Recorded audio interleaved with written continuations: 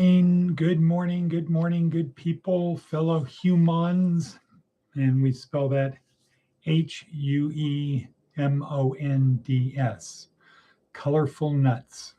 And I think that's a good way to think of ourselves as colorful nuts. We are not worthless rags, etc. We are colorful nuts. Today is Sunday, January 25th. Wow, January 25th. We are getting close to the end of the month and the new month, starting the new month of February. But today, it is day 7 in week 4. This is it. Tomorrow we start over again. By now, we should have a pretty good idea of who we are. We should be able to answer the question, who am I? I'm a collection of over 100 trillion cells, plus 10 times that number of bacteria, but 100 trillion cells, none of which know who I am, and none of which care who I am, yet we work together, the cells in my body work together to produce me. And I can do incredible things with my brain. So today is Sunday. It is G.school, and we focus on the spiritual side, but let's get the other things out of the way first, shall we? Shall we get to what is the advice from an 80-year-old? Let's get that. It's over on this screen for some reason today, so I'm not looking away. I can drag it over. Beep. Advice from an 80-year-old is, when someone hugs you, let them be the first to let go. How about them apples? Wait, what happened? When someone hugs you, let them be the first to let go. That's what I always say. I like giving the Pune hugs, the way they hug in Pune, where you feel Pune India, where you want to feel the other person's energy. It's not just a bonk, it's a I feel you type of thing. And for some people, no, I'm not even going to go there, because not going to do it. You ain't going to make me do it. Boom, beep. All right. How about Seth Godin? What does Seth Godin have to tell us today? Let's look at Seth Godin. Yesterday was a really good day. In defense of pop-ups. What's a pop-up? Glad you asked. So you can see I'm doing something here as I'm doing something there. Bump, beep. Okay. In defense of pop-ups. One friend recently opened a bookstore instead of a bookmobile. Another is investing 2 years of his life to open a restaurant instead of a series of pop-up diners. And a third is buying a boat instead of chartering one. It's easy to see why. A real bookstore has a lease. They post their hours. It's solid. And a real restaurant, the kind we've all been to, looks, feels, and smells like a restaurant. Leaving the ridiculous economics of boat ownership aside, it's worth taking a look at the first two.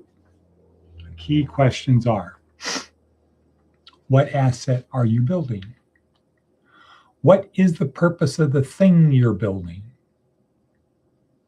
Who is taking a risk and who is getting the upside? If the asset of the future is trust and attention, then it's easy to do a new calculation. The purpose of getting a lease in a place on Main Street was to momentarily get the attention of passers-by and to earn their trust. After all, you've got a building.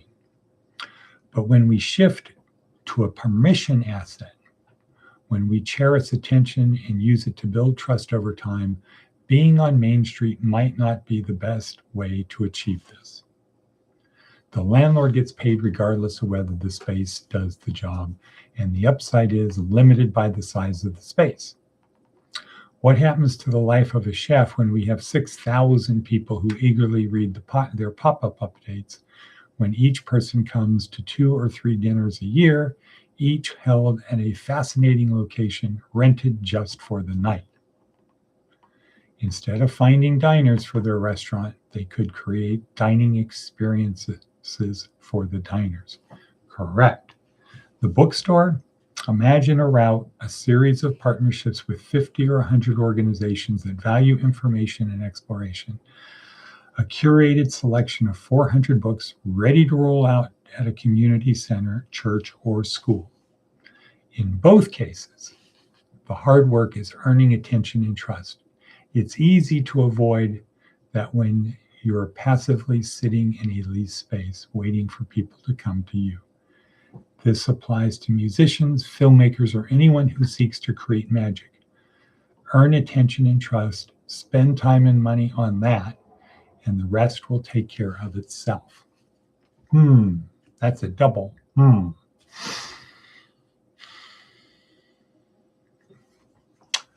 That, I think this is going to go down as one of his key ones. We need to learn to be pop-up nation. Pop-up nation.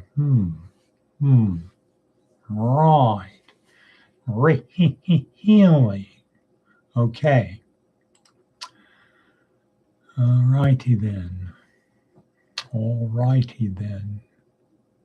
Put that over here. Go to TED Talks, week 4, day 7, David Foster Wallace. Right. David Foster Wallace. Okay, this is water.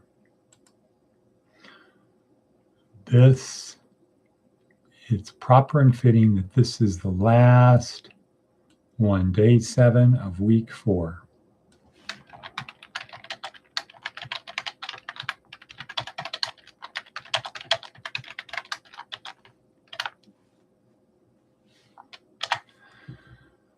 This is David Foster Wallace's famous graduation commencement speech at Kenyon College, where he's telling the graduates how to prepare for the future and their place in it, starting with the proposition that we need to become aware of aware of our default settings. And if we choose to behave, to act the way we do, that's okay. The key thing is to be aware of our default setting. What is the default setting? So he uses a story of 2 young fish swimming along, minding their own business, just swimming along, swimming. And from the other direction comes another older fish. And as they're passing, the older fish says to the younger fish, "Morning, boys, how's the water?" "Morning, boys, how's the water?" And they say, "Whatever." And then as they pass by and the older fish is gone, one of the younger fish says to the other younger fish, "What the hell is water?" And it gets a good laugh because they're immersed in it, right? They're in water and they're saying, "What the hell is water?" And his point was, that is the thing, that is our default setting. It's the stuff we take for granted. We're not even aware of, but we depend upon it. It's what we, for us, it's how we operate. David Foster Wallace is saying, it's okay to go with your default setting as long as you are aware of that's what's going on. If you choose, but we have the ability, the value of your education is you have the ability to step out and look around and say, is that who I want to be? Or can I look at it from another perspective? So he goes on and talks about the future regular life of people after they graduate. He's going to have a long day at work, and then they're going to have to go to the grocery store. And when they get to the store, there's the bad lights and the bad music and the shopping carts that pull maddeningly to the left, and all of the doe-eyed, dead-eyed people that are in there. And you just have to put up with these horrible, terrible people. And then you might have to drive home behind somebody in this huge SUV that's wasting gas. And while you're standing in line, the mother is yelling at her kid, and the cashier speaks in the voice of death to you, et cetera, et cetera, et cetera. Like, why is my life so bad? Why are these people so bad? But you can choose to look at it that, well, maybe the person in the big SUV was in a very bad car wreck and they're afraid to drive in anything, or their doctor told them have the biggest car out there. And the mother who yelled at her kid she spent the night at the hospital because her husband is dying of cancer, and et cetera, et cetera, et cetera, all the way down the line, that, these are people too, and they have their own problems.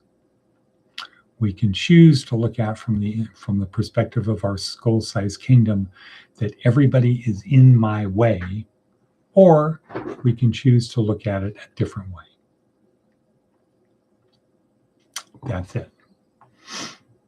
And then he has a couple other stories. So one other story is two guys are sitting in a bar in Alaska, out in the wilderness, and they're arguing about the existence of God with the intensity after about the fourth beer.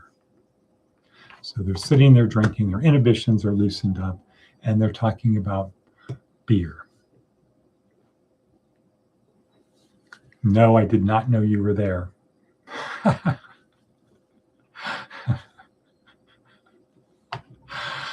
Oh, okay.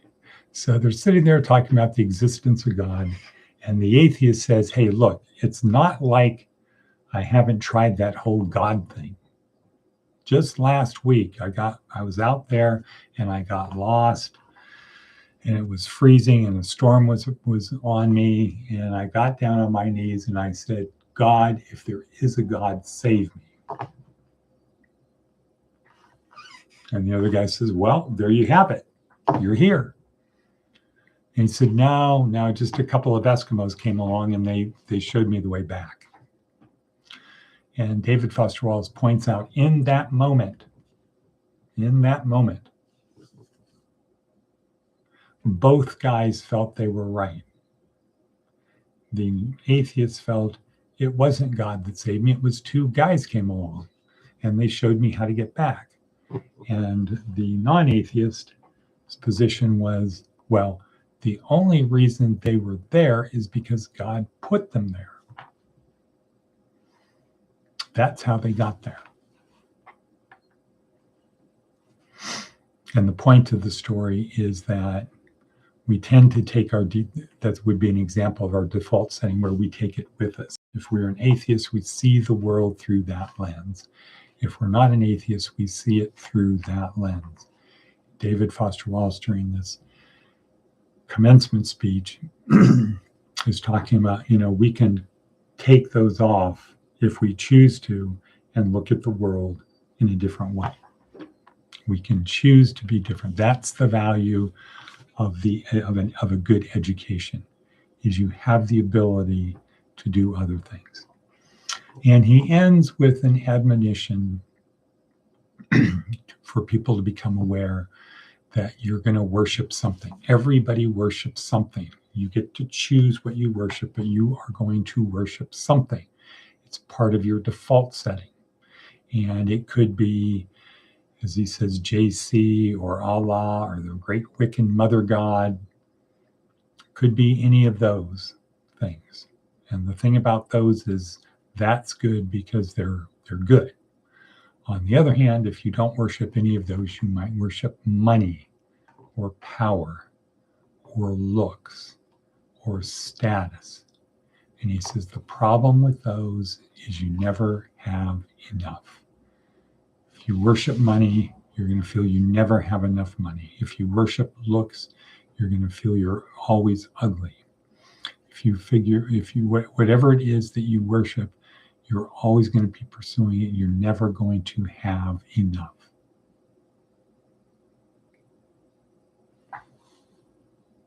So that's life. That's the conclusion. That's where we are at the end of our 4 weeks, is now that we know who we are from a neuroscience perspective, we can answer the two questions: who am I, and why do I behave the way I do?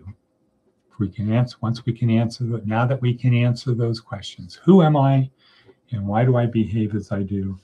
Now we get to the David Foster Wallace, top of the mountain, looking out over the valleys below,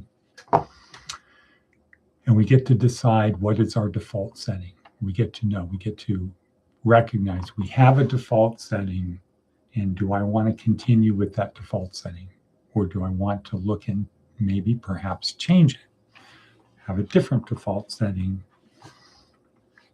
that is a little bit more inclusive of other people, not just my skull-sized kingdom. Boom. So there you have it, people. Big things happening this week. Today, going out to Southwestern Wilds, wild Mustang sanctuary place. Talking about that. Yep, that should be a lot of fun. That'll be on the show. That'll be our first external non-person segment, and we hope to do more.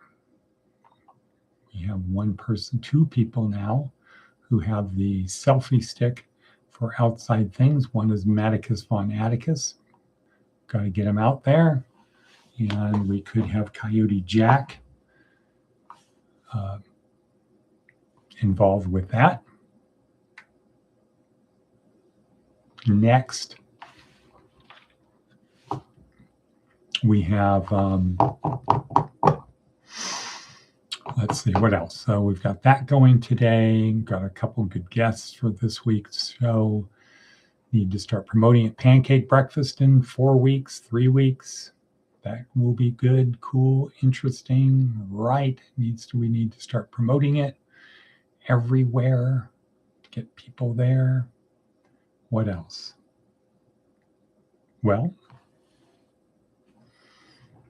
it's Sunday. It's the Lord's Day.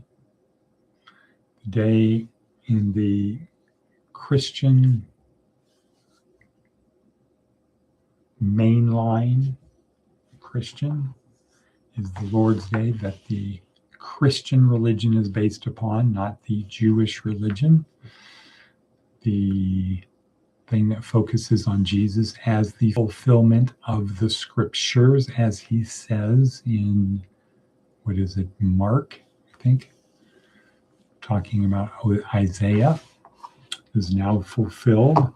So we do not, and then of course the Gentiles are not Jews, they are grafted in. We don't have to become Jews. We don't have to follow Jewish customs at all. We just follow Jesus. But if you are a Sabbath keeper, if that's the one thing you want to keep, that is great. Super. No aspersions, no feelings of we're better than you because we do Sunday. Nope. Choose whichever day you want to do as the Sabbath, Lord's Day, whatever you want to do. Keep it holy, etc. So we are about at time.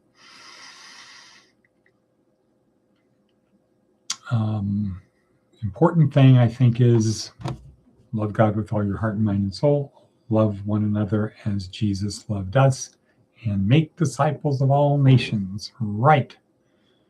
So in the last 10 seconds, I will only leave the cliffhanger that last night, Rulon and I had a great dinner with Father Gary, the Dominican from Las Vegas. And with that, we'll say, and cut. Boom.